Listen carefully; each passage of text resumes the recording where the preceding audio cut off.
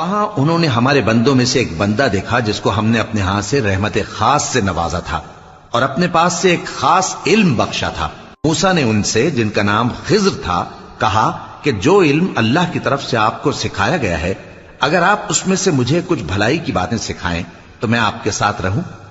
خضر نے کہا کہ تم میرے ساتھ رہ کر صبر نہیں کر سکو گے، اور جس بات کی تمہیں خبر ہی نہیں اس پر صبر کر بھی کیسے سکتے ہو؟ موسیٰ نے کہا اللہ نے چاہا تو آپ مجھے صابر پائیے گا اور میں آپ کے ارشاد کے خلاف نہیں کروں گا۔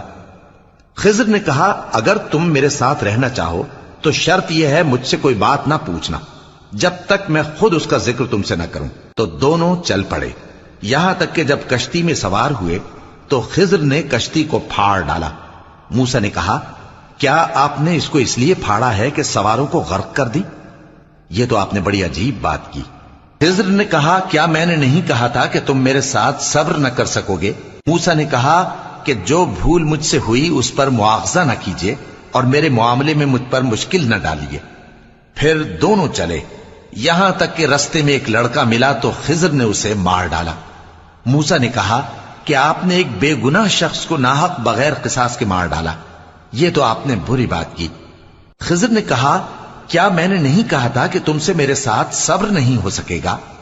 انہوں نے کہا کہ اگر میں اس کے بعد پھر کوئی بات پوچھوں یعنی اعتراض کروں تو مجھے اپنے ساتھ نہ رکھیے گا کہ آپ میری طرف سے عذر کے قبول کرنے میں حد کو پہنچ گئے ہیں۔ پھر دونوں چلے، یہاں تک کہ گاؤں والوں کے پاس پہنچے اور ان سے کھانا طلب کیا۔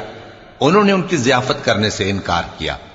پھر انہوں نے وہاں ایک دیوار دیکھی جو گرا چاہتی تھی تو خضر نے اس کو سیدھا کر دیا۔ موسیٰ نے کہا کہ اگر آپ چاہتے تو ان سے اس کا معاوضہ لے لیتے تاکہ کھانے کا کام چلتا۔